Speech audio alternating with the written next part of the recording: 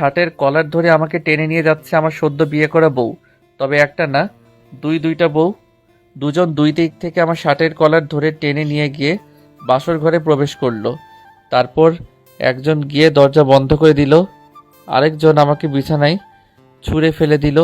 আমি কাঁপা কাঁপা স্বরে আমতা আমতা করে বললাম, আপু প্লিজ ছেড়ে দাও আমাকে, আমি তো তোমাদের ছোট বোনের মতো, তাই না? আমার কথা শুনে তারা দুই বোন একে অপরের দিকে তাকিয়ে বড় বোন বলে উঠল। ছোট বোনের মতো মানে কি? তখন ছোট বোন বলে উঠল, তোর মাথা কি পাগল হয়ে গিয়েছে নাকি? বলেই ছুটে এসে আমাকে ধরতে গেলে আমি খাটে এসে গুটিসুটি হয়ে এক কোণায় বসে কাপা স্বরে একটা নিঃশ্বাস ছেড়ে, দেখো তোমরা যা করছো তাতে তো আমি ভুলেই গিয়েছি আমি ছেলে নাকি মেয়ে। তোমাদের দেখে মনে হচ্ছে তোমরা ছেলে আর আমি মেয়ে। আমার কথা শুনে দুইজনই ডেভিলদের মতো হু হু করে হেসে ওঠে। আর তাদের মধ্যে বড় বোন বলে, তাই নাকি? মনে কর তুই মেয়ে। তখন ছোট বোন বলে, আর আমরা হলাম ছেলে, আর আজকে আমরা দুইজন মিলে তোর সতীত্ব হরণ করব। ওদের কথা আর হাসি দেখে আমার গলা শুকিয়ে কাঠ হয়ে গেল। ওরা যেই আমাকে ধরে কিস করতে যাবে তখনই আমি বলে উঠি, আপু আমি পানি খাবো। দুইজনই একে অপরের দিকে তাকিয়ে একজন উঠে গিয়ে আমাকে পানি দেয়। আমি উঠে বসে পানি খেতে থাকি। পানি খাওয়া শেষ, ইচ্ছে করে নিজের গায়ে পানি ঢেলে দেই। তারপর ফ্রেশ হব বলে ওয়াশরুমে চলে যাই। এখন ফ্রেশ হতে হতে চলুন আপনাদেরকে কাহিনীটা কি তা বলি, আর আমি কে আর এসব কি হচ্ছে তাও আপনাদেরকে বলি, কেমন? আমি মেহেদি হাসান, এইবার ইন্টার সেকেন্ড ইয়ারে পড়াশোনা করছি। আব্বু আম্মুর একমাত্র সন্তান আমি। আব্বু ব্যবসায়ী আর আম্মু গৃহিণী। আমাদের জয়েন্ট ফ্যামিলি আর বিজনেসটাও জয়েন্ট। আমার আব্বু আর মামা মিলে দেখাশোনা করে সেটা। আসলে আমার আব্বু ও পরিবারের একমাত্র সন্তান ছিল, তাই আমাদের বাসায় মামারাও একসাথে থাকেন। আব্বু আম্মু মামা মামি আর দাদা দাদি আর আমার মামাতো দুই বোনকে নিয়ে আমাদের জয়েন্ট পরিবার। আর আমার দুই বউ আমার সম্পর্কে মামাতো বোন হয়। আমার একমাত্র মামার দুই বোন এরা, তারা যমজ দুই বোন, এক সেকেন্ডের ছোট বড়। তারা যে একটু বড় তার নাম সাদিয়া আক্তার, আর যে একটু ছোট তার নাম নাদিয়া আক্তার। আমি ছোটবেলা থেকে তাদেরকে অনেক ভয় পেতাম, কারণ ওরা দুইজনই আমাকে আব্বু আম্মুর কাছ থেকে শুধু শুধু মায়ের আর বকা খাওয়াতো। শুধু তাই নয়, সুযোগ পেলে নিজেরাও পিটাতো।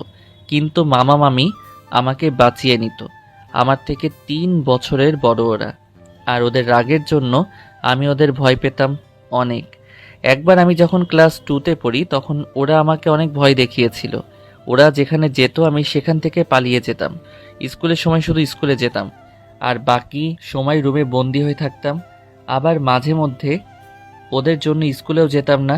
আম্মু আব্বু ভাবতো ঠিক হয়ে যাবে, কিন্তু 1 বছর পার হওয়ার পরেও যখন আমি ওদের ভয়ে রুম থেকে বের হতাম না, ঠিক মতো খেতাম না, তখন আমাকে সবাই সিদ্ধান্ত নেয় খালাদের বাসায় পাঠিয়ে দিবেন। কিন্তু আম্মু রাজি হয় না। তখনই আব্বু বলে, দেখো সে আমাদের একমাত্র ছেলে, সে যদি এভাবে ঘরবন্দি হয়ে থাকে তাহলে সামনে কি হবে সেটা ভেবে দেখেছো? মেহেদি হয়তো কোনো কারণে মামুনিদের ভয় পায়, দেখো পরে ঠিক হয়ে গেলে তাকে আবার এখানে নিয়ে আসা যাবে। আর তাছাড়া তুমিও সেখানে গিয়ে থেকো মাঝে মধ্যে। আব্বুর কথায় আম্মু পরে বিষয়টা বুঝতে পারে। আমাকে ঢাকা থেকে যশোরে পাঠিয়ে দেওয়া হলো খালাদের বাসায়। তবে আমি একা না, সাথে আম্মু আসে। 3 বছর পর যখন 5-এর পরীক্ষা দিয়ে বাসায় ফিরলাম, তখন আর আপুদের আগের মতো ভয় পেতাম না। তা দেখে আব্বু আম্মু স্বস্তি পায়। কিন্তু আপুরা আমার সাথে কেমন যেন আচরণ করতো আমার সাথে, যা আমি কিছুই বুঝতাম না। আমি যেখানে যেতাম তারাও আমার পিছন পিছন সেখানে যেত। আমি কোনো বিপদে পড়লে তারাই আমাকে উদ্ধার করত, নিজেদের ভাগের খাবার আমাকে দিয়ে দিত। একদিন আমি ঘুরতে যাই, সেখানে আপুরাও ঘুরতে আসে আমার সাথে। সেখানে গিয়ে আপুরা ফুচকা খেতে চাইলো, আর আমাকেও বলে ফুচকা খেতে, তাই অজ্ঞতা রাজি হতে হলো ইচ্ছা না থাকা সত্ত্বেও। কি আর করার, 2 প্লেট ঝাল করে ফুচকার অর্ডার দিয়ে আমরা বেঞ্চে গিয়ে বসলাম। আমি মাঝখানে আর আপুরা আমার দুই পাশে। একটু পরে ফুচকা মামা 2 প্লেট ফুচকা দিয়ে যায়। আপুরা হাতে ফুচকা নিয়ে দুজনে আমার সামনে ফুচকা তুলে বলে, হা করো বাবু। হা কর বাবু। আমি হা করে ফুচকা মুখে পুরে নিলাম। একজনের হাত থেকে ফুচকা মুখে নিয়ে বুঝতে পারলাম অনেক ঝাল। কোনো রকমে খেয়ে ঝাল ঝাল বলে চিল্লাতে থাকি। ফুচকাওয়ালা মামাকে পানি দিতে বললি। পানি শেষ বাবা, দাঁড়াও আমি যাইয়া নিয়ে আইতাছি। এদিকে আমি চিল্লাতেই আছি। এখন তারা কি করবে আমাকে ভেবে না পেয়ে সাদিয়া আপু আমার ঠোঁট জোড়া দখল করে নিয়ে সিনেমায় যেমন করে ঠিক তেমন করতে লাগলো। 5 মিনিট পর ছেড়ে দিয়ে বলে, কিরে, এবার তোর ছাল কমেছে তো? আমি হাঁপাতে হাঁপাতে বলি, হ্যাঁ কমেছে, কিন্তু এটা তুমি কি করলে, এটা তো পচা কাজ। বলি আমি সাদিয়া আপুর দিকে যেতে লাগলাম। নাদিয়া আপু তখন করুণভাবে বলল, তোর সাথে কথা নেই মেহেদি, তুই সাদিয়ার কাছ থেকে ফুচকা খেলি আর আমার থেকে খেলি না কেন? আমি নাদিয়া আপুর কথা শুনে বললাম, আপু দেখো ওটা অনেক ঝাল, আমি তো খেয়ে পারছি না। তুই আমার হাত থেকে ফুচকা খেলে তোকে আমি আইসক্রিম কিনে খাওয়াবো। আইসক্রিমের কথা শুনে আমি ফুচকাটা মুখে নিলাম, কারণ আইসক্রিম আমার অনেক পছন্দ। আর ফুচকাটা মুখে নিতেই ওমাগো মরে গেলাম, ঝাল ঝাল পানি। আমার অবস্থা দেখে সাদিয়া আপু ফুচকাওয়ালা মামার খোঁজ করতে গেল, কারণ সেই কখন সে গেল ফুচকাওয়ালা মামা আসার কোনো লক্ষণই নেই। সাদিয়া আপু চলে যাওয়ার পর নাদিয়া আপু আমাকে তার দিকে ঘুরিয়ে আমার ঠোঁটের সাথে তার ঠোঁট দুটো ডুবিয়ে কিস করতে লাগলো। একটু পর সাদিয়া আপু চলে এসে দেখলো আমাদের এই অবস্থা, কিন্তু আশ্চর্যের বিষয় হলো সে এগুলো দেখেও কিছু না বলে বেঞ্চে বসে পড়ল। নাদিয়া আপু আমাকে প্রায় 7 মিনিট পর ছাড়লো। আমি হাঁপাতে হাঁপাতে বললাম, নাদিয়া আপু তুমিও পচা, তোমরা দুইজনে আমার সাথে এটা কি করলে? আমার ঠোঁট জ্বলছে। ঝাল কমেনি? আমি মাথা নাড়িয়ে হ্যাঁ বললাম। তখন ফুচকাওয়ালা মামা এলো একটা পানি ভর্তি কলসি নিয়ে। এসে দেখে সব স্বাভাবিক, আমি শান্ত ছেলের মতো বসে আছি। ফুচকাওয়ালা মামাকে দেখে সাদিয়া আপু বলল, কি ব্যাপার মামা, সেই কখন পানি আনতে গেলে আর এতক্ষণ পরে আসলে কেন? মামা তখন মুচকি হেসে দিয়ে বললেন, কাছাকাছি কোথাও পানি নেই, তাই একটু দূরে যেতে হয়েছিল। বাজারের সামনে একটা ব্রিজ আছে, সেখান থেকে আনতে হয়েছে। ও আচ্ছা, ওটা তো অনেক দূরে মামা। হ্যাঁ বাবা। আমরা আর কিছু না বলে ফুচকার টাকা দিয়ে সেখান থেকে চলে আসি। এরপর তারা দুইজনে আমার আইসক্রিম কিনে দেয়। আমি আইসক্রিম তাদের থেকে নিয়ে দূরে দূরে থাকছি। তারপর আইসক্রিম খেতে খেতে বাড়িতে আসি। এরপর থেকে আপুদের দেখলে আবার ভয় পালাতাম, মনে হয় এই বুঝি কিস করতে আসলো, আর কুটকুট করে ইঁদুরের মতো কামড়িয়ে যদি আমার ঠোঁটগুলো খেয়ে ফেলে তখন কি হবে আমার, এটা ভেবেই আমি আর তাদের সামনে যাই না। আম্মু আব্বু বুঝতে পেরে যায় যে আমি কোনো কারণে আবার আপুদেরকে ভয় পাচ্ছি, তাই বাড়ির সবাই আপুদের জিজ্ঞেস করে আমার সাথে তারা কি করেছে। জবাবে তারা বললে, তেমন কিছু না, আসলে একটা কুকুরের বাচ্চা ধরে ওর সামনে এনেছিলাম, তাই দেখেও ভয় পেয়ে যায়। আসলে মেহেদি আইসক্রিম খেতে গিয়েছিল আর ঠিক তখন কুকুরের বাচ্চা ওর সামনে ধরাতে ও ভয় পেয়ে যায়। কেউ ওদেরকে আর কিছু না বলে সবাই আমার কাছে চলে আসে। আমি শুয়ে আছি, তখন দাদিমা আমার কাছে এসে আমার মাথায় হাত বুলিয়ে দিতে দিতে বলে, দাদু ভাই, তুমি সাদিয়া আর নীলিমাকে ভয় পাচ্ছ কেন? আমি তখন ছোট, তেমন কিছু বুঝতাম না। দাদিমার ভালোবাসার হাত আমার মাথায় পেয়ে আমি দাদিমার কোলে শুয়ে আমি দাদিমাকে ফুচকা খাওয়া থেকে শুরু করে কিস করা সব ঘটনা বলে দিলাম। সবাই আমার কাছ থেকে এমন কথা শুনে হা করে আছে। সবাই বেশ অবাক হয়ে গেছে, কেননা তাদের আদরের মেয়েগুলো তাদেরকে মিথ্যা কথা বলেছে। এত নিখুঁতভাবে তারা বলেছে যে কেউ ধরতেই পারেনি। দাদুভাই তো তাদের উপর ক্ষেপে গিয়েছে, তার চোখ মুখ তাই বলছে। কেউ কিছু না বলে সবাই বাহিরে চলে যায়। ড্রয়িং রুমে বসে তারা আলোচনা করলো। দাদিমা সাদিয়া আর নাদিয়াকে ডেকে আনলো। আপুরা ড্রয়িং রুমে প্রবেশ করলে দাদুভাই তাদের জিজ্ঞেস করে, মেহেদিকে কিস করছো কেন? আর আমাদেরকেই বা মিথ্যা কথা বললে কেন? তোমাদের এই শিক্ষা দিয়েছি আমরা। আপুরা কাউকে ভয় না পেলেও দাদুভাইকে অনেক ভয় পায়, তাই ভয়ে ভয়ে সাদিয়া আপু বলে, সরি দাদু ভাই, আসলে আমরা ভয় পেয়ে গিয়েছিলাম, তাই মিথ্যা বলেছি, আমাদের ক্ষমা করে দাও প্লিজ। তোমরা একজন না দুজনই একই কাজ কেন করলে? আমরা দুইজনই মেহেদিকে ভালোবেসে ফেলেছি দাদু ভাই। তোমরা এইটুকু মেয়ে ভালোবাসার কি বোঝো? আবেগের বশে এমন একটা কাজ করতে পারলে তোমরা কি করে? দাদু ভাই, আমাদের ভালোবাসা আবেগ না, আমরা সত্যি মেহেদিকে অনেক ভালোবাসি। ওকে আমরা না পেলে আমরা দুইজনের একজনও বাঁচবো না। তোমরা কি বলছো তা ভেবে বলছো তো? হ্যাঁ দাদু ভাই, আমরা ভেবে চিন্তেই বলছি। বেশ, তোমরা যখন ডিগ্রি 3য় বর্ষে থাকবে তখনও যদি মেহেদিকে তোমরা চাও তাহলে তখনই মেহেদির সাথে তোমাদের বিয়ে হবে। তোমাকে অসংখ্য ধন্যবাদ দাদু ভাই। তোমরা দুজনে পরে মানিয়ে নিতে পারবে তো? হ্যাঁ দাদু ভাই, আমরা মানিয়ে নিতে পারবো। ঠিক আছে, আমার আর কিছু বলার নেই। তবে তোমাদের কিছু বলার আছে? না বাবা, আমাদের আর কিছু বলার নেই। আপনার সিদ্ধান্তই আমাদের সিদ্ধান্ত। ঠিক আছে, তবে ততদিন ও মেহুর খালার বাসায় থাকবে। কেউ আর কিছু বলল না, কারণ দাদুভাইকে বাড়ির সবাই অনেক সম্মান করে, তাই তার সকল সিদ্ধান্তই সবাই মেনে চলে। আমাকে আবার খালাদের বাড়িতে পাঠানো হলো। আমি সেখানেই লেখাপড়া করতে লাগলাম।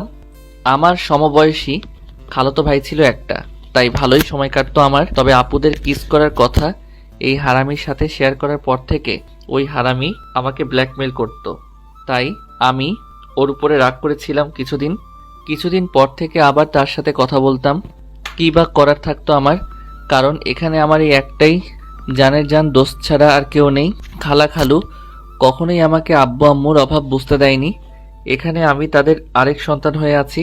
খালাতো ভাইয়ের সাথে দুষ্টামি ফাইজলামি আর পড়াশোনা করে দিনগুলো ভালোই যাচ্ছিল, সাথে খালার আদর আর খালুর শাসন দেখতে দেখতে স্কুল জীবন শেষ হয়ে গেল আমার। এসএসসি পরীক্ষায় গোল্ডেন A+ পেয়েছি আমি।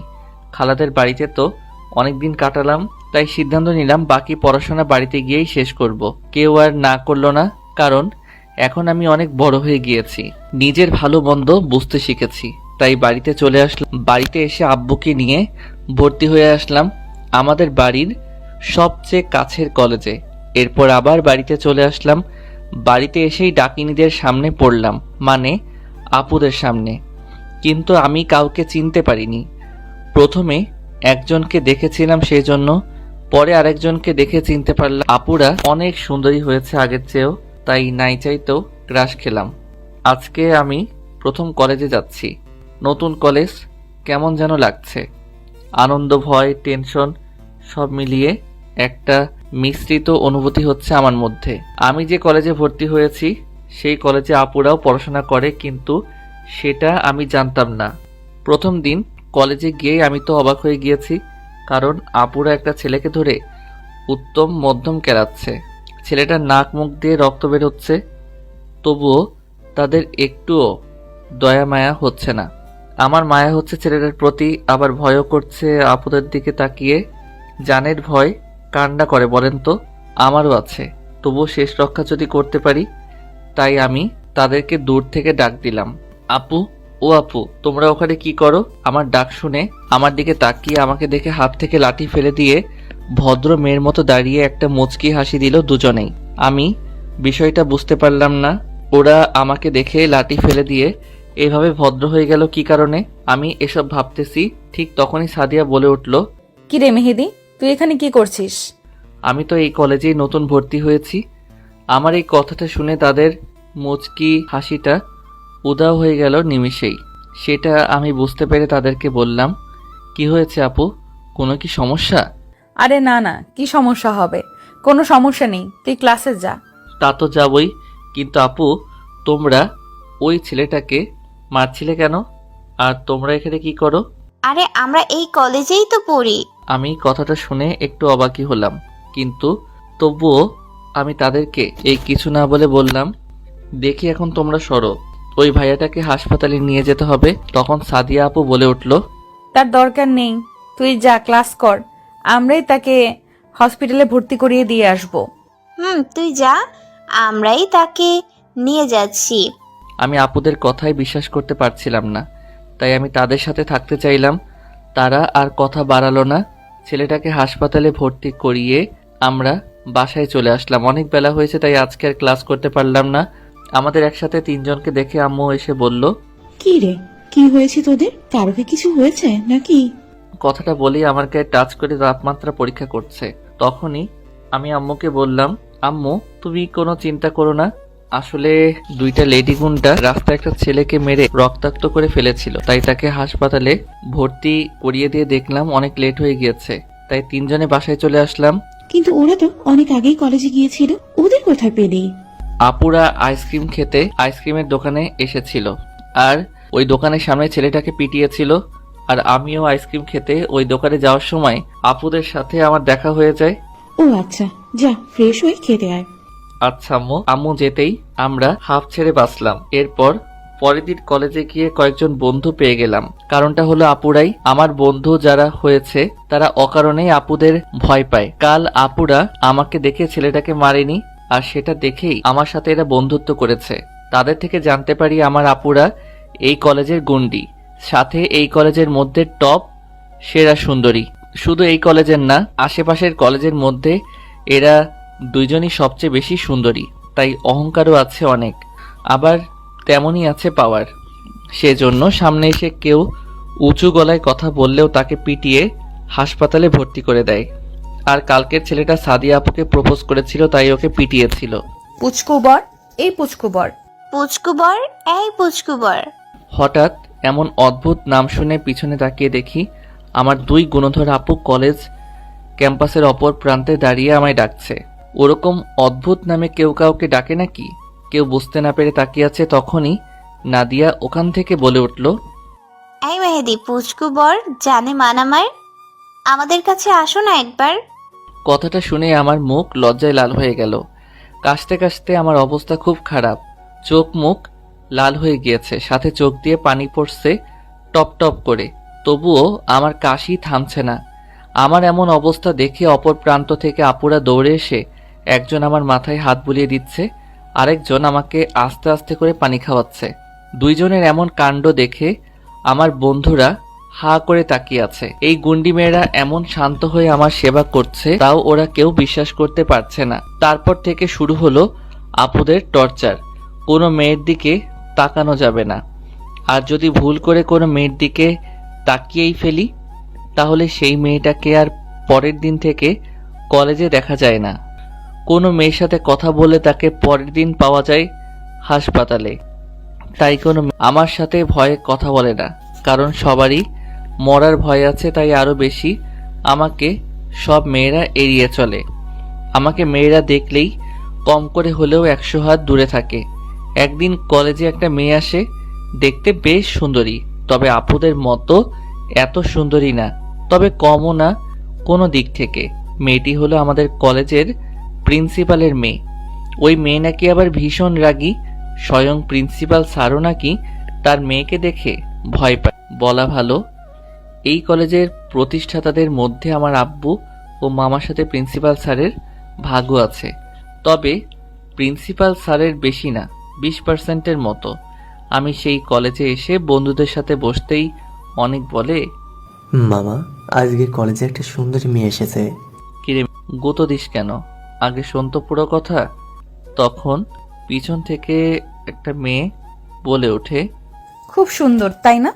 সুন্দরীর কাতারে পড়ে একদম, তাই না? একদম সেরা সুন্দরীর কাতারই পড়বে, দেখলেই চোখ জুড়ে যাবে, যে দেখবে তারই। কিন্তু সেরা সুন্দরী বলে কথা, তবে রাগ অনেক বেশি। কিরে মেহেদি, তুই বারবার মাথা যাকে নানা করছিস কেন?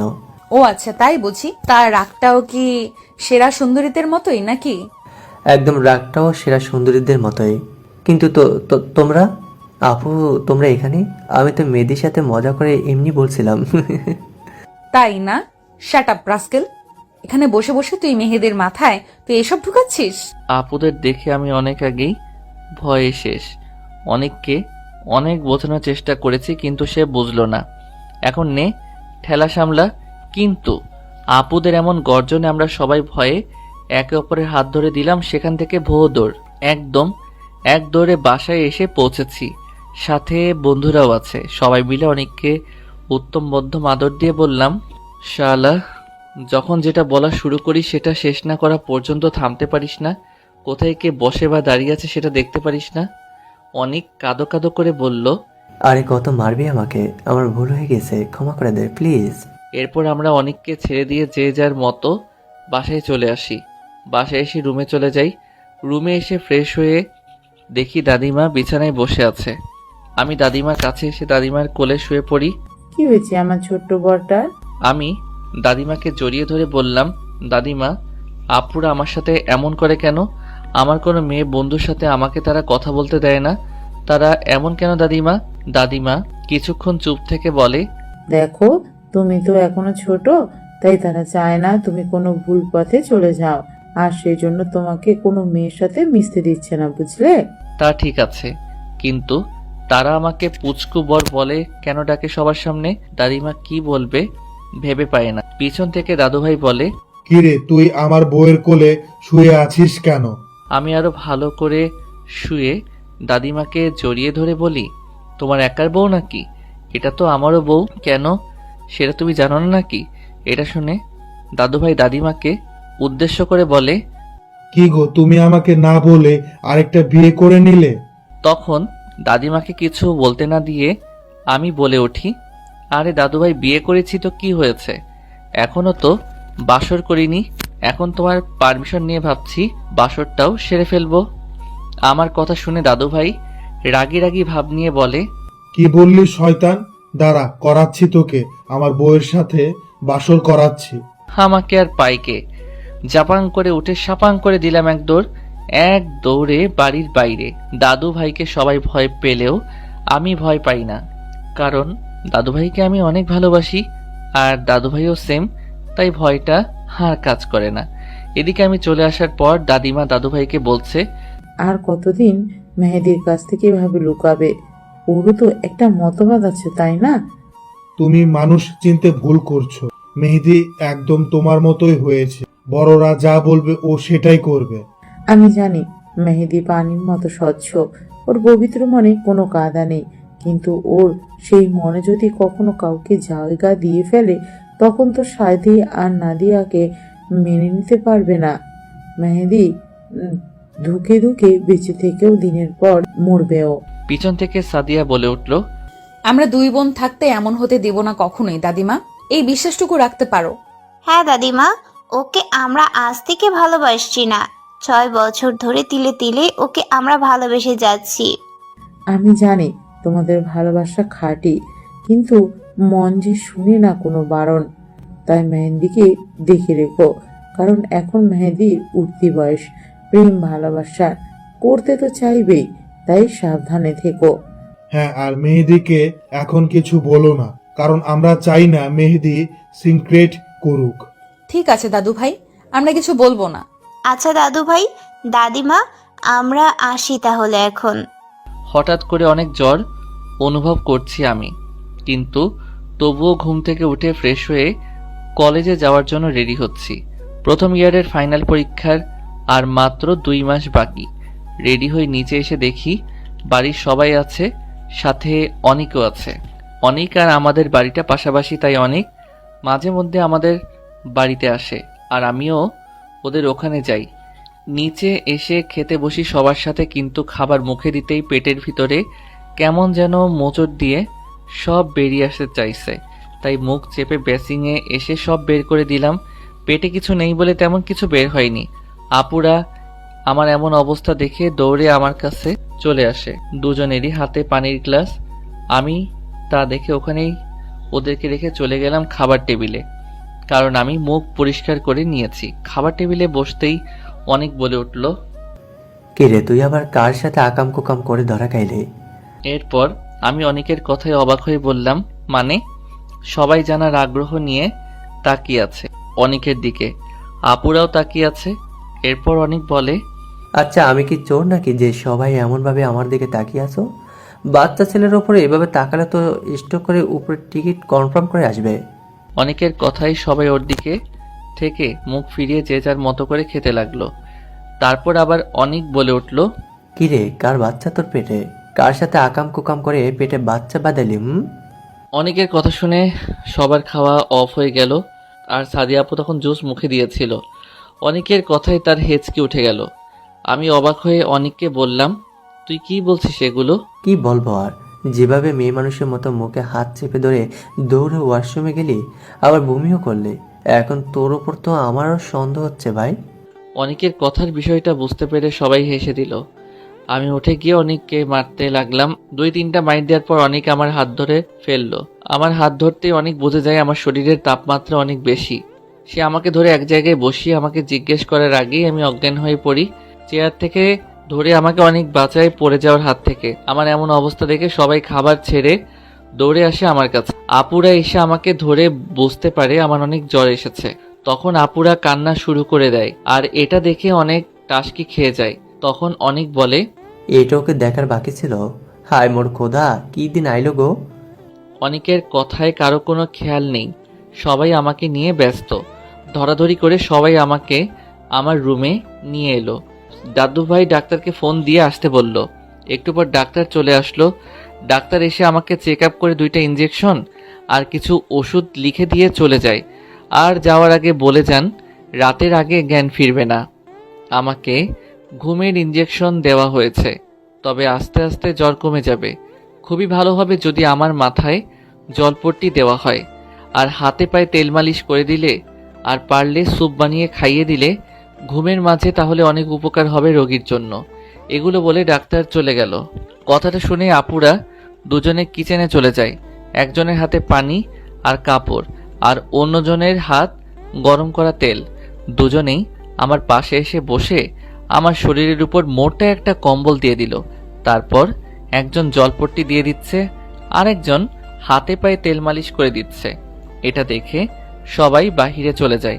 অনেক মনে মনে বলে, ডাল মে কুছ কালা হে। এরপর অনেকে ওদের বাড়িতে চলে যায়। দুপুরে আমার শরীর থেকে কম্বলের নিচ দিয়ে আমার শরীরের সব জামা কাপড় খুলে দিয়ে একজনে কাপড় দিয়ে গা মুছে দিল, আরেকজন স্যুপ বানিয়ে নিয়ে এসে আমার মাথা তার কোলের মধ্যে উঁচু করে রেখে দিয়ে স্যুপ খাইয়ে দিচ্ছে।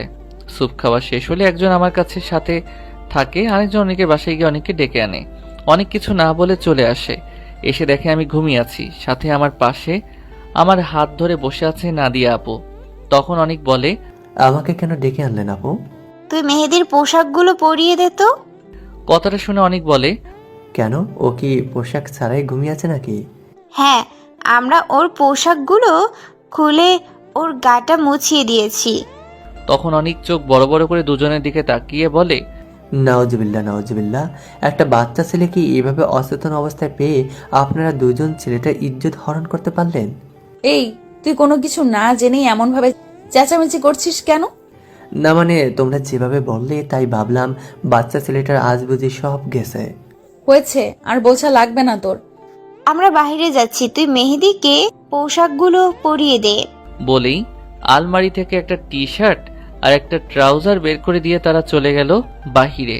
অনেক আর কি সে তার মতো কাজ করা শুরু করে দিল।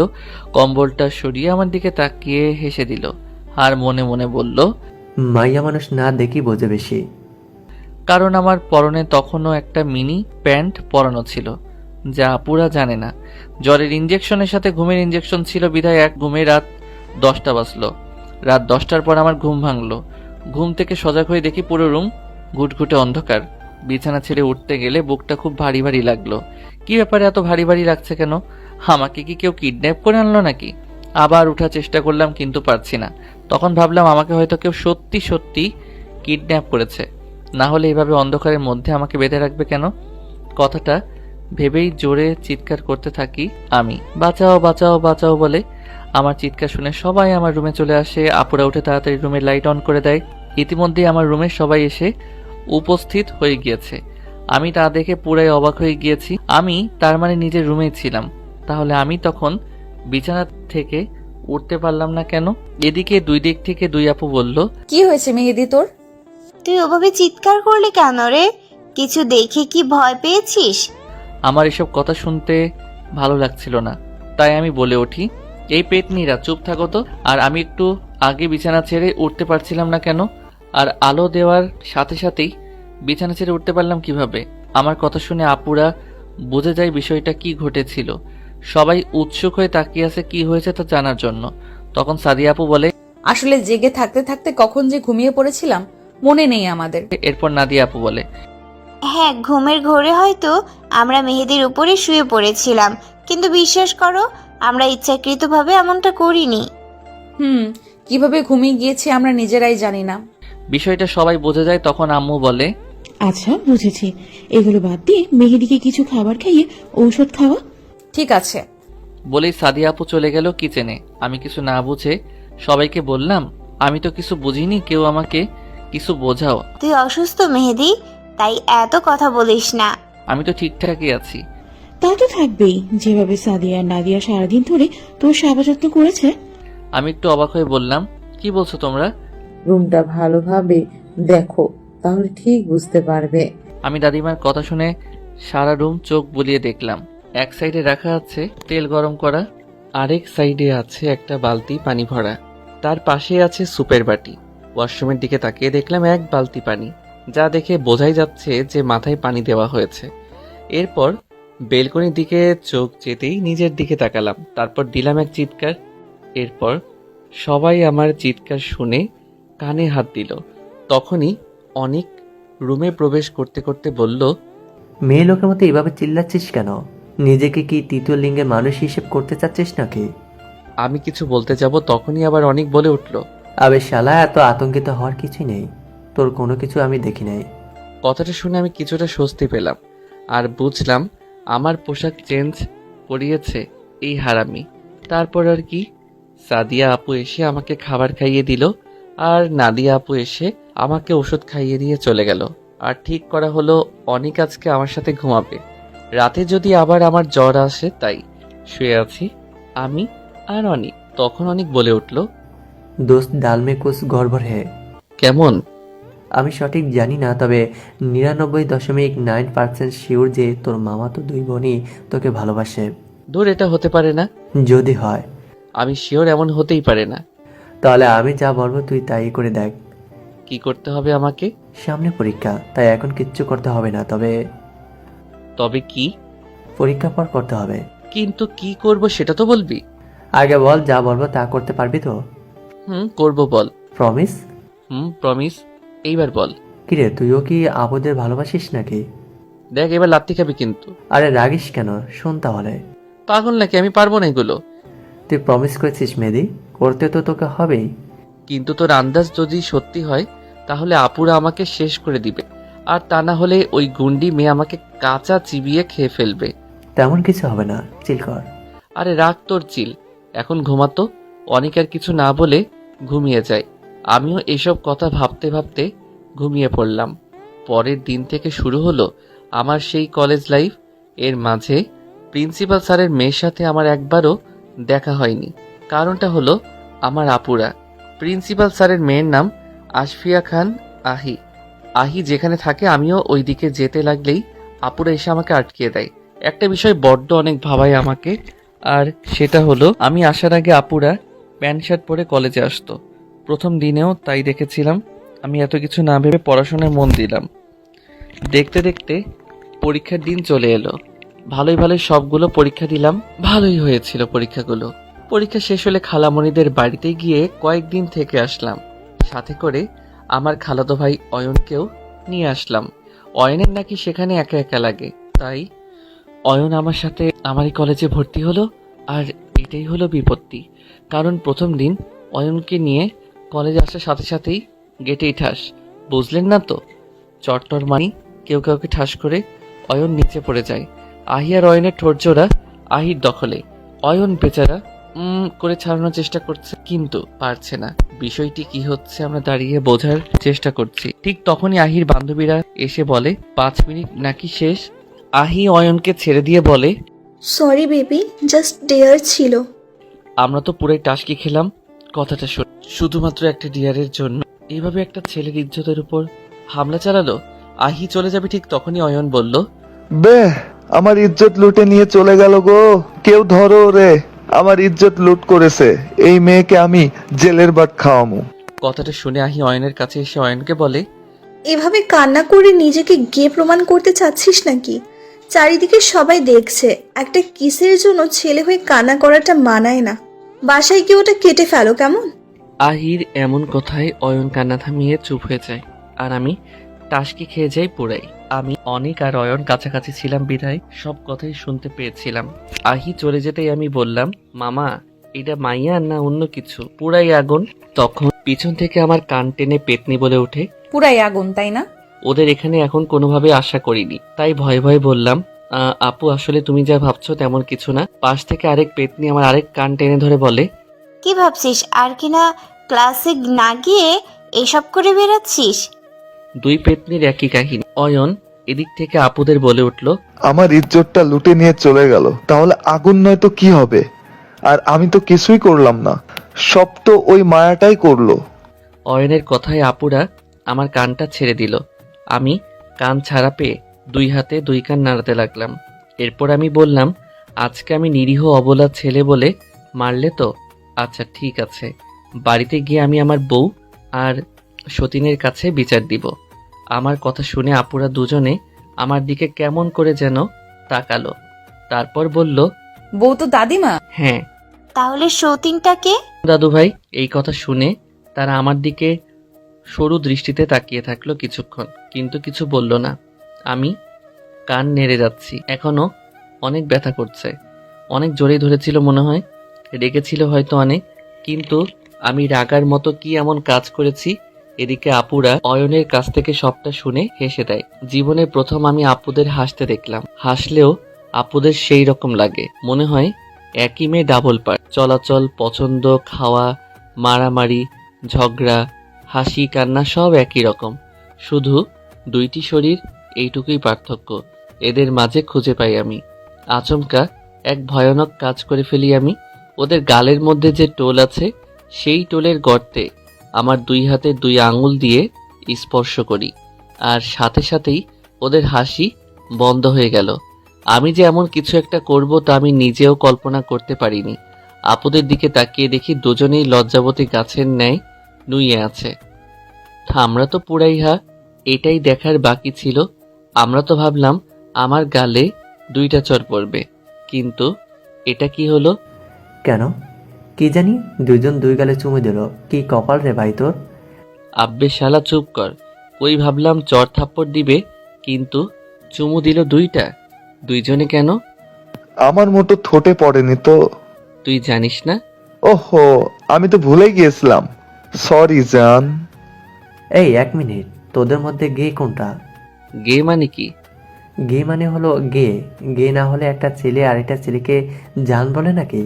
হারামি, তোকে তো আজ বলেই আমি আর অয়ন মিলে অনিককে তাড়া করতে লাগলাম। এরপর কিন্তু ধরতে পারলাম না অনিককে। হাঁপিয়ে গিয়ে আমি আর অয়ন বটগাছটার নিচে বসলাম। একটু পরে অনিকও চলে আসলো, আর ওকে হাতের কাছে পেতেই পিটানি শুরু।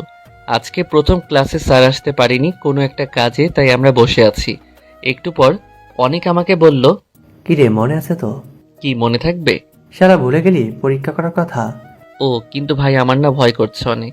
তুই দেখলি না সামান্য আগুন বলাতে কিভাবে আমার কান দুটোকে কি সুন্দর করে যত্ন সহকারে আদর করলো। ওটা দেখলে তো আমাকে 100 হাত মাটির নিচে পুঁতে রাখবে। আরে তোরা কি নিয়ে আলোচনা করছিস, আমাকেও একটু বল। আমি অয়নকে সবটা খুলে বললাম। সব শুনে অয়ন বলল, ভালোই তো আন্দাজ ঠিক হলো, একটার সাথে আরেকটা ফ্রিতে পাবি। কি কপাল মাইরি, তোর কপালের সাথে আয়, আমার কপালটা ঘষে নেই। বলেই অয়ন আমার কপালের সাথে ওর কপাল ঘষাতে আসতেই দিলাম এক লাথি।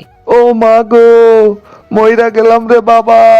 শালা হারামি, দেখে শুনে লাথি মারবি তো। যেই জায়গায় লাথি দিলি, আমার যদি বাচ্চা না হয় তাহলে সব দোষ তোর। দেখ আরেকটা খাবি কিন্তু। হারামি, আমি ওখানে মারছি নাকি? ও, এখনো মরিসনি বুঝি? তাহলে ঠিক আছে। আমার আর অয়নের কাণ্ড দেখে অনেক মাথায় হাত দিয়ে বসে আছে। কপাল চাপড়াতে চাপড়াতে বলল, ভাই আসলে তোরা কোন জাতের প্রাণী? কেন উগান্ডা? কি রে, তুই কি সত্যি সত্যি উগান্ডা থেকে এসেছিস নাকি? কি জানি, তুই তো ছোটবেলা থেকে আমাকে বলে আসছিস আমি নাকি উগান্ডা থেকে এসেছি, তাই এটাই বলে দিলাম। কি রে ভাই, তোর নিজের জাতটা কি তুই সেটাই জানিস না? না রে, আব্বুর কাছ থেকেও শোনা হয় নাই। এইবার গিয়ে শুনে আসবো না যে কোন জাতের বীজ থেকে এসেছি। দেশি আর হাইব্রিড মিক্সেস করে দিয়েছিল মনে হয়, না হলে এরকম দেখতে হয় না তো। কি চিল্লাস কেন? অয়ন তো ঠিক কথাই বলছে। ভাই আমাকে মাফ কর, আমি আর কোনো কথাই বলবো না। কেন বলবি না? এমনিতেই। আচ্ছা বাদ দে, ওই যে দেখ ফুলওয়ালা মামা তাজা তাজা ফুল নিয়ে আমাদের দিকে আসে আমাদের জন্য। গেটের বাইরে তাকিয়ে দেখি সত্যি ভ্যান ভর্তি অনেক ফুল নিয়ে ফুলওয়ালা মামা দাঁড়িয়ে আছে। অনেক দৌড়ে গিয়ে সেখান থেকে একগুচ্ছ গোলাপ ফুল এনে আমাকে দিল। আপুরা আর আহি একই ক্লাসে পড়ে, কিন্তু ডিপার্টমেন্ট আলাদা। আহি আগে হোস্টেলে থাকতো, কিন্তু স্যার অসুস্থ হওয়ার পর এখানে চলে এসেছে। আপুরা ক্লাস থেকে বের হওয়ার আগেই আহি ক্লাস থেকে বের হয়ে গেল। আমি আহিকে পেছন থেকে ডাক দিলাম, এই যে আহি। আমাকে বলছো? জি হ্যাঁ, এখানে তুমি ছাড়া আর কেউ আছে নাকি? ও না, তা তো নেই। তোমাকে কিছু বলার ছিল। আহির গরনে প্যান্ট আর শার্ট। আহি প্যান্টের পকেটে হাত রেখে স্টাইল করে দাঁড়িয়ে বলল, হ্যাঁ বলো, কি বলবা? আগে বলো, রাগ করবে না বা মারবে না? তেমন কিছু হলে তো অবশ্যই রাগ করবো এবং পেটাবো। তাহলে থাক, আর বলবো না। আচ্ছা ঠিক আছে, বলো কি বলবা। আগে আই প্রমিস আমি রাগ করবো না। আহি কথাটা শেষ করা মাত্র আমি ওর সামনে বসে ফুলের তোড়াটা হাতসহ পিছন থেকে সামনে ধরে বললাম, আমার ফুটবল আর ক্রিকেট দলের আম্মু হবা। আহি কিছু বলবে তার আগে একটা বোম ফাটলো। আপু লাগছে, প্লিজ ছাড়ো। ছাড়ার জন্য ধরেছি নাকি কুত্তা? তুই কোন সাহসে এই মেয়েকে প্রপোজ করলি বল? আপু লাগছে, প্লিজ ছাড়ো বলে আমাকে টেনে হিস্টে বাসায় নিয়ে আসলো। দাদু ভাই, ও দাদু ভাই। দাদিমা গো, তাড়াতাড়ি এসো তোমরা। আমাদের যে কপাল পুরো পুড়ে গিয়েছে। আর কোথায় লুকিয়ে আছো তোমরা? আম্মু, আব্বু, বড় মা, বড় আব্বু, দাদু ভাই, দাদিমা, তোমরা সবাই কোথায় গেলে? আরে কি হয়েছে, এভাবে চিল্লাচিল্লি শুরু করে দিলি কেন? সাদিয়া আর নাদিয়া আপু আম্মুকে দেখে কান্না শুরু করে দিল। তখন দাদিমা বের হয়ে এসে আমাকে দেখে। এ কি দাদু ভাই, কি হয়েছে তোর? আর এই তোরা কান্না থামা আর বল, আমার ছোট্ট বড়টার এই অবস্থা কে করলো? তখন সাদিয়া আপু বলা শুরু করলো, আমরা ক্লাস হতে বের হয়ে দেখি মেহেদি প্রিন্সিপালের মেয়ে আহিকে প্রপোজ করেছে, কিন্তু কি বলেছে তা বুঝিনি। আমরা একটু সামনে যেতেই শুনতে পাই মেহেদি বলে, আমার ক্রিকেট আর ফুটবল দলের আম্মু হবে। ও হয়তো একসেপ্ট করে নিত, কারণ তার ঠোঁটে মিষ্টি হাসি দেখেছিলাম আমরা। তাই আমরা দৌড়ে গিয়ে মেহেদির কান ধরে টেনে তুলি, দুইজন দুই পাশ থেকে। তারপর চুল ধরে টানাটানি করি আর বলি, ওই তুই ওকে প্রপোজ করলি কোন সাহসে? বল, আর কখনো কোনো মেয়েকে প্রপোজ করবি? আমি কাকে প্রপোজ করব কি করব না সেটা কি তোমাদের থেকে শুনতে হবে নাকি? ভুলে যেও না আপু, এখন আমি যথেষ্ট বড় হয়েছি। কি বললি তুই? আর একটা বার বল। লাগছে কিন্তু আপু, ছাড়ো বলছি। ছাড়বো তো বটেই, তার আগে তুই আরেকবার ওই কথাটা বল। তারপর আর কি, সব তো আপনারা জানেনই। দাদুভাই সবটা শুনে বলল, যাও, এখন তোমরা তিনজন রুমে গিয়ে ফ্রেশ হয়ে নাও। আমরা বড়রা সবাই মিলে এখন আলোচনা করব। আমি আর আপুরা যে যার রুমে চলে আসলাম। অয়ন আর অনিক আমার সাথে আসতে লাগলে ওদের আটকিয়ে আসল বিষয়টা জানতে চাইলো দাদুভাই। তখনই অনিক সবকিছু বলে দেয়। দাদুভাই সবটা শুনে মৃদু স্বরে আব্বুর উদ্দেশ্যে বলে, শোনো, নাতির বিয়ের আয়োজন করো। আজকে মেহেদির সাথে সাদিয়া আর নাদিয়ার বিয়ে দেব। কিন্তু বাবা, একদিনে এত কিছু কিভাবে সম্ভব? তাও আবার একসাথে তিনটা সন্তানের বিয়ে। একটু ঝাঁকঝমক না করলে লোকে কি বলবে? তখনই সেখানে প্রিন্সিপাল স্যার, তার বউ ও আহি উপস্থিত হয়। এরপর প্রিন্সিপাল স্যারকে দেখে দাদুভাইয়ের মুখের রংটা পাল্টে যায়, কারণ সবাই মনে করেছে প্রিন্সিপাল স্যার আহির সাথে আমার বিয়ের কথা বলতে এসেছে। কিন্তু সবাইকে অবাক করে দিয়ে প্রিন্সিপাল স্যার অয়নের সাথে আহির বিয়ের কথা বলে। এতে সবাই অনেক খুশি হয়। অনেক দৌড়ে গিয়ে অনেকের আব্বু আম্মুকে পাঠিয়ে দেয়। অনেকের আব্বু আম্মুকে সবাই দেখে খুব অবাক হয়। তারপর অনেকের আম্মু যা বলে তাতে সবাই অবাক হয়ে যায়। ও হ্যাঁ, আপনাদের একটা কথা বলা হয়নি, তার জন্য আমি দুঃখিত। আমি সেটা এখন বলছি। আমার একটা মাত্র ফুপি আছে এবং তার একটা মেয়ে আছে। সে আমার সমবয়সী, নাম রিয়া। রিয়া আর অনেক রিলেশন হয় আমি এখানে আসার 2 মাস পর। সেই সময় রিয়া আর ফুপি আমাদের এখানে ঘুরতে এসেছিল। তারপর অনেকের সাথে রিয়ার কথা হয়, এরপর বন্ধুত্ব, আর বন্ধুত্ব থেকে ভালোবাসা। ফুপা ফুপিকে ফোন করে তাদের মতামত নিয়ে বিয়ে ঠিক করে দাদুভাই। 1 মাস পর বিয়ের ডেট ঠিক হলো। এই 1 মাসে আমি আপুদের থেকে দূরে দূরে থেকেছি, শপিং এ গিয়েও দূরে দূরে লুকিয়ে থেকেছি। আর আমাকে সাহায্য করেছে আহি আপু আর রিয়া। আপুরা সবটা জেনে খুশি হলেও আমাকে একটা শিক্ষা দিতে চায়, আর সেটা বিয়ের রাতে বাসর ঘরে দিবে। তাই আর আমাকে এখন জ্বালাচ্ছে না। আজকে বিয়ের দিন, আমি অনিক আর অয়ন বরের সাজে, আর ওদিকে সাদিয়া, নাদিয়া, আহি আর রিয়া কনের সাজে। একসাথে যমজ মামাতো 2 বোনকে বিয়ে করলাম আমি। বিয়ের সময় আহি আর রিয়া কান্না করলেও আপুদের মুখে ছিল চমৎকার হাসি, যে হাসিটা মুক্ত ঝরে চিকচিক করছে। আর সেই মুক্ত ঝরা হাসির চিকচিক আলোয় আলোকিত হয়ে আপুদের বিশ্ব সুন্দরীদের মতো লাগছে। আহি আর রিয়ার আবদারে একটা পুরো রিসোর্ট বুকিং করে, আর আলাদা 3টা রুম খুব সুন্দর করে সাজানো হয়। আমি বাসর ঘরে না গিয়ে অন্য একটা রুমের খাটের নিচে গিয়ে লুকিয়ে আছে। আপুরা আমাকে অনেক খুঁজেও পাচ্ছে না। শেষমেশ অয়ন, অনেক, আহিয়া, রিয়া সবাইকে বলে আমাকে খোঁজা শুরু করে। সবাই সব রুমে খুঁজছে, কিন্তু আমাকে কেউ খুঁজে পাচ্ছে না। লাস্ট একটা রুম খোঁজা বাকি আছে, তাও সেটা মাঝখানে। সবাই সেই রুমে আসতে চাইলে আপুরা সবাইকে বাসর করতে পাঠিয়ে দেয়, কারণ তারা অনেকটা কষ্ট করেছে, এতে অনেকটা সময় নষ্ট হয়েছে, তাই ওরা চলে যায় ওদের রুমে। আপুরা এদিকে ওদিকে তাকিয়ে দুইটা লাঠি পায়, সেটা হাতে নিয়ে দুজনে রুমে প্রবেশ করে। আলো জ্বালিয়েও আমাকে কোথাও খুঁজে পাচ্ছে না। আমি নেই ভেবে চলে যেতে গেলে কি মনে করে দুজনে এসে খাটের নিচে উকি দেয় আর আমাকে দেখতে পায়। আমার এই অবস্থা দেখে তাদের অনেক হাসি পাচ্ছে, কিন্তু তারা না হেসে আমার পায়ে ধরে টেনে আমাকে খাটের নিচ থেকে বাহিরে বের করে তো তারা পুরাই অবাক হয়ে যায়, কারণ আমি তখন ঘুমিয়ে গিয়েছিলাম। পরে ভালো করে দেখে বোঝা যায় আমি নাটক করছি। তখন দুজনে লাঠি দিয়ে দুইটা বাড়ি দিল।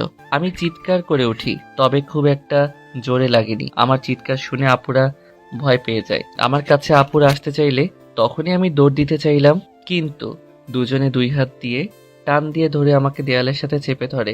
আমার বুকটা কেমন যেন ধুকপুক করছে। অদ্ভুত এক অনুভূতি হচ্ছে, যা ভীষণ সুন্দর মনে হচ্ছে আমার কাছে। তারপর আর কি, শার্টের কলার ধরে আমাকে নিয়ে আসলো বাসর ঘরে। এরপর কি হয়েছে বাকিটা তো আপনারাই সব জানেন। হঠাৎ ওয়াশরুমের দরজায় বিকট শব্দ হওয়ায় আমি কেঁপে উঠি। হাত ঘড়ির দিকে তাকিয়ে দেখি রাত 2টা বাজে। আমি তো ওয়াশরুমে 12:45-এ এসেছিলাম, তাই এত হাই পাওয়ার হয়ে গিয়েছে রমণীরা। দেখলেনই তো, আপনাদেরকে ঘটনাটা বলতে গিয়ে আমার উপরে পেটনি দুইটা খেপে গিয়েছে। এখন কি করব আপনারাই একটা উপায় বলে দিন জানা থাকলে। আমি এসব ভাবতে ভাবতে আবার দরজায় ধাক্কা। মেহেদি দরজা খোল, দরজা ভেঙে ফেলবো কিন্তু। আমি ভয়ে ভয়ে দরজাটা খুলে দিলাম, আর দরজা খুলেই তো আমি অবাক, কারণ দুজনে বিয়ের শাড়ি বাদ দিয়ে নীল সিল্কের শাড়ি পরেছে। আমার হাতে একটা নীল পাঞ্জাবি আর পায়জামা দিয়ে 10 মিনিটের মধ্যে আসতে বলল। আমি ওয়াশরুম থেকে রেডি হয়ে বাইরে এসে দেখি রুমটা আগের থেকেও আরো সুন্দর করে সাজানো হয়েছে। পুরো রুমটা জুড়ে নীল আর আকাশি রং। এই রং আমার খুবই প্রিয়। আমি সামনে যেতেই গোলাপ ফুলের গুচ্ছ নিয়ে দুজনে আমার সামনে হাঁটু গেড়ে বসে বলল, আমাকে তোমার ফুটবল দলের আম্মু বানাবে? আর আমাকে তোমার ক্রিকেট দলের আম্মু বানাবে? আমি দুজনের হাত থেকে ফুলের গুচ্ছ নিয়ে সেটার ঘ্রাণ শুকে এরপর টেবিলে রেখে দিলাম। এরপর পকেট থেকে দাদিমার দেওয়া চুড়িগুলো বের করে দুই বউয়ের হাতে পরিয়ে দিলাম, আর দাদুর দেওয়া 2টি আংটি বের করে ওদেরকে পরিয়ে দিয়ে নিচে বসলাম। পায়ে হাত দিতে যাব, তখন ওরা দুজন পা উপরে তুলে না করলো। পরে আমার সাথে না পেরে পা সামনে বাড়িয়ে দিল। দুজনের পায়ে নীল পাথরের একটা করে পায়েল পরিয়ে দিয়ে দুজনের পায়ে একটা করে কিস করলাম। দুজনেই শিউরে উঠলো। এরপর আমরা 3 জনের নামাজ পড়ে নিলাম। আমাদের ভবিষ্যৎ যেন সুখের হয় সেজন্য দোয়া করলাম। নামাজ পড়া শেষ করে উঠতেই দুজনে আমাকে নিয়ে বিছানায় শুয়ে আমাকে কিস করতে লাগ। আমার সারা শরীর কেমন কেমন যেন শিউরে উঠল। ওদের ছোট ছোট কিসে আমি যেন বারবার ঘায়েল হয়ে যাচ্ছিলাম। সহ্য করতে না পেরে আমি আপুদের বললাম, আপু, আমার না খুব ক্ষুধা পেয়েছে। আমার কথা শুনে দুজনে উঠে বসে। এরপর সবকিছু ঠিকঠাক করে নেয়। তারপর একে অপরকে দেখে মুচকি হাসি দিল। এরপর দুজনে 2 পাশ থেকে 2 গ্লাস দুধ বের করে আমাকে খেতে বলল। আমি দুটো গ্লাসের অর্ধেক করে খেয়ে বাকিটা ওদেরকে খেতে বললাম। ওরাও খেয়ে নিল কিছু না বলে। তারপর আবার শুরু হলো আমার উপর ওদের অত্যাচার। একজন গলায় কিস করলে আরেকজন করে বুকে, একজন পেটে কিস করলে তো আরেকজন করে নাভিতে, একজন ঠোঁট জোড়া দখল করলে তো আরেকজন আমার পুরো শরীর ঘায়েল করে দেয় কিস করতে করতে। কেমন দম বন্ধ করা এক অনুভূতি। ইস, আমার সহ্য হচ্ছে না একদম। কেমন যেন সারা শরীরে কারেন্টের মতো একটু পরপর ঝাটকা খাচ্ছি। আমি আর সইতে না পেরে আপুদের বললাম, আপু, ও আপু, আমি না হিসু করতে যাব। আমার কথা শুনে ওরা দুজনে কাঁদো কাঁদো হয়ে আমার দিকে তাকিয়ে থাকে। আমার তা দেখে অনেক খারাপ লাগে। ওরা কিছু না বলে উঠে সরে যায়। আমিও ওয়াশরুমে চলে যাই। কিছুক্ষণ পর এসে দেখি আপুরা শুয়ে পড়েছে। এক সাইডে মাঝে একটা কোলবালিশ রেখে অপর পাশে জায়গা রাখা হয়েছে। বুঝলাম ওরা অনেক কষ্ট পেয়েছে, কিন্তু আমিও তো ওদের ভালোবাসি। প্রথমবার ওরা যখন বাসায় আসে সেই তখন থেকেই কি আর করার, বউদের রাগালে রাগ ভাঙাতে হবে। আমি ওদের কাছে গিয়ে দুজনের কোমরে হাত দিয়ে স্লাইড করতে থাকি। আমার হাত সরাতে চাইলে উপরে উঠে নাভির কাছে স্লাইড করতে থাকি। ওরা আর বাধা দিতে পারলো না। আমি একজনের গলায় মুখ ডুবিয়ে কিস করতে থাকি, আর আরেকজন আমার সারা শরীরে কিস করতে থাকলো। একজনকে কিস করে ভরিয়ে দিতে থাকলাম, আর আরেকজনকে স্লাইড করে পাগল করে দিলাম। তারপর চলে যাই এক অজানা সুখের ভেলায়, যাকে বলা হয় জান্নাতি সুখ, প্রেমময় সুখ। সকালবেলা উঠে দেখে আমার বউগুলো আমার আগে উঠে গিয়েছে। একজন আয়নার সামনে সাজুগুজু করছে আর অন্যজন শাওয়ার নিচ্ছে। আমি সেটা দেখে আয়নার সামনে গিয়ে ওর পিছন থেকে জড়িয়ে ধরে ওর গলায় মুখ ডুবিয়ে দিলাম। ভয়েস শুনে বুঝতে পারলাম এটা সাদিয়া, তাই আরো গভীরভাবে জড়িয়ে ছোট্ট একটা বাইট দিলাম। এরপর তা দেখে সাদিয়া বলল, এই দুষ্টু কি করছো? সাদিয়া চুপ থাকো, আমার বউকে আমি আদর করছি, তুমি এর ভিতরে কথা বলছো কেন? কথাটা শুনে সাদিয়া তো পুরাই অবাক, কারণ ওদেরকে পিছন থেকে আজ পর্যন্ত কেউ চিনতে পারেনি তাদের ভয়েস শুনে, কারণ ওদের দুজনের ভয়েসটা কিছুটা ডিফারেন্স। কিন্তু আমি কিভাবে সেটা বলে দিলাম তা দেখেই সাদিয়া অবাক হয়ে গিয়েছে। সাদিয়াকে এমন ভাবান্তর দেখে আমি তাকে আরো গভীরে গিয়ে কিস করতে লাগলাম। সাদিয়া একটু পরপর কেঁপে কেঁপে ওঠে। আমি বুঝলাম বেশি সময় ধরে দুষ্টুমি করা যাবে না, তাই একটা জোরে বাইট দিয়ে বেলকনিতে চলে আসলাম। এদিকে সাদিয়া আমাকে বকছে, কিন্তু আমি কিছু শুনতে পাচ্ছি না, কারণ সে বিড়বিড় করে বকছে আমায়। কামড়টা একটু জোরেই দিয়েছিলাম তো তাই। নাদিয়া ওয়াশরুম থেকে বেরিয়ে আসে, মাথার চুলগুলো টাওয়েলটা দিয়ে নাড়াতে নাড়াতে। এরপর সে বেলকনিতে আসতে থাকে, তা দেখে সাদিয়া বলে, যা যা বুঝবি ঠালা, আর ভাগ্য ভালো হলে বেঁচে যাবি। মানে? সাদিয়ার কিছু বলছে না, শুধু মিটমিট করে হেসে যাচ্ছে। এরপর নাদিয়া কিছু না বুঝে বেলকনিতে চলে আসে।